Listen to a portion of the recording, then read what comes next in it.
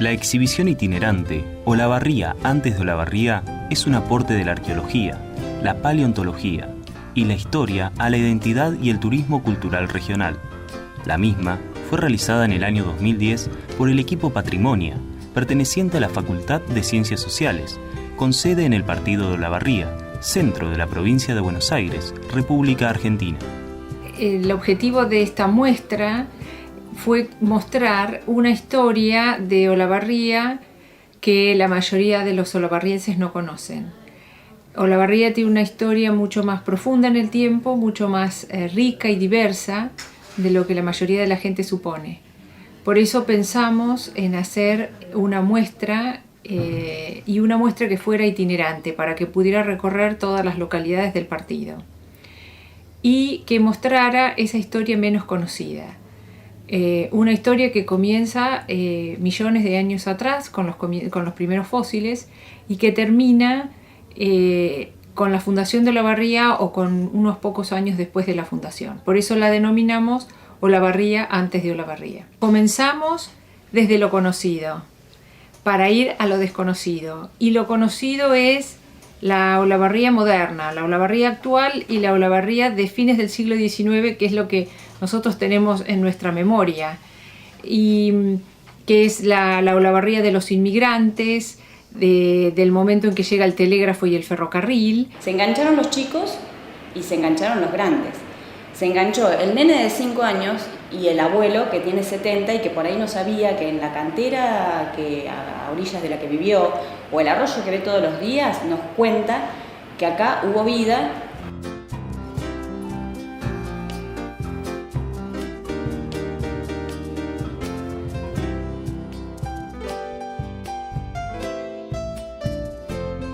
La paleontología nos permite saber cómo era la vida en el pasado a través de los fósiles. En Olavarría hay evidencias de 3 etapas evolutivas de la vida en la Tierra. Una entre 800 y 400 millones de años, otra de 5 millones y la última y más reciente entre 2 millones y 10.000 años. Los fósiles representativos de estas etapas se los encuentran en las sierras y en los márgenes de los arroyos.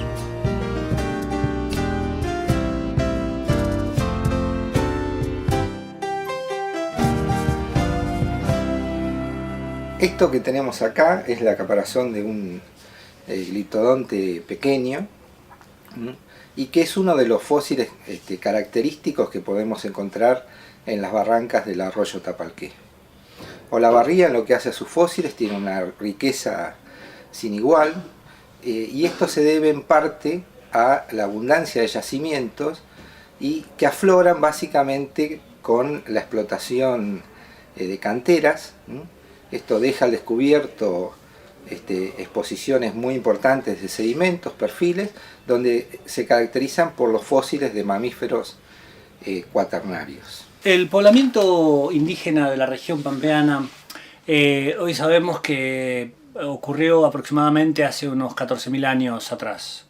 Creemos que estos primeros pobladores eran descendientes directos de las primeras oleadas de poblamiento que llegaron a América a finales del Pleistoceno, proveniente del noreste asiático, y que por la zona de Bering o por la costa pacífica de Norteamérica fueron dispersándose de norte hacia sur, llegando al cono sur hace aproximadamente, como dije, 14.000 años atrás, y se trataba de grupos cazadores, recolectores, móviles, que tenían entre sus preferencias alimenticias a los grandes mamíferos pleistocénicos que en ese momento abundaban en toda América del Sur.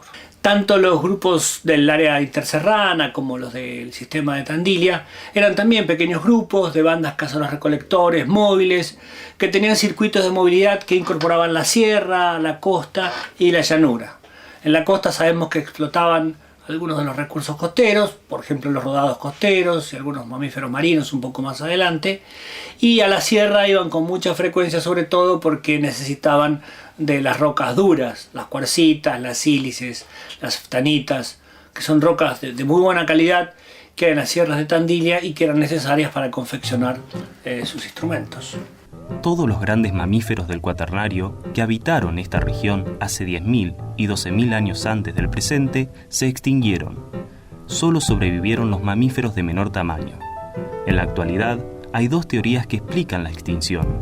Una sostiene que la indujo la caza que practicaban los primeros pobladores de las pampas. Otra propone que la desencadenó el cambio climático que sucedió para esa época. Los registros indican que se produjeron aumentos de la temperatura y de la humedad, impactando en la vegetación, y los grandes herbívoros no lograron adaptarse a las nuevas condiciones.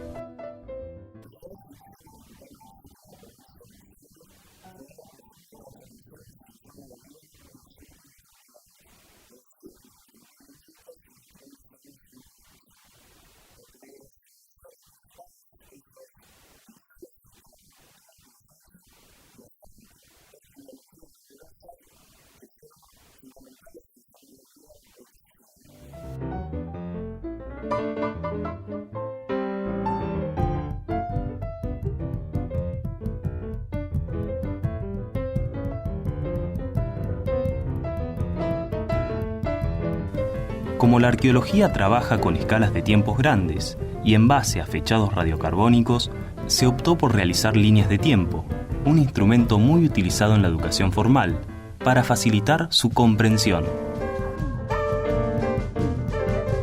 El tema del tiempo fue uno de los aspectos importantes a tener en cuenta. En ciencia, por ejemplo, nosotros hablamos de años antes del presente. Nosotros resolvimos no hablar en términos de antes del presente y llevar todas las cronologías que teníamos a términos de antes de Cristo, para que fuera más amable a la lectura a un público general. Como hacer un zoom al pasado y poder comprobar que en este suelo que nosotros pisamos hubo vida desde hace 800 millones de años. En realidad era algo que yo no sabía y creo que muchos no sabíamos, como que hubo animales gigantes, como que todo esto alguna vez fue mar, como que hubo presencia humana desde hace 10.000 años atrás. Me parece que todo ese relato es sumamente importante y valioso para ponerlo en conocimiento de la gente. Y es una parte de la historia que se trabaja poco en las escuelas y poco en otros ámbitos de educación no formal como son los museos. Y sobre todo sobre el valor de nuestro patrimonio natural y cultural.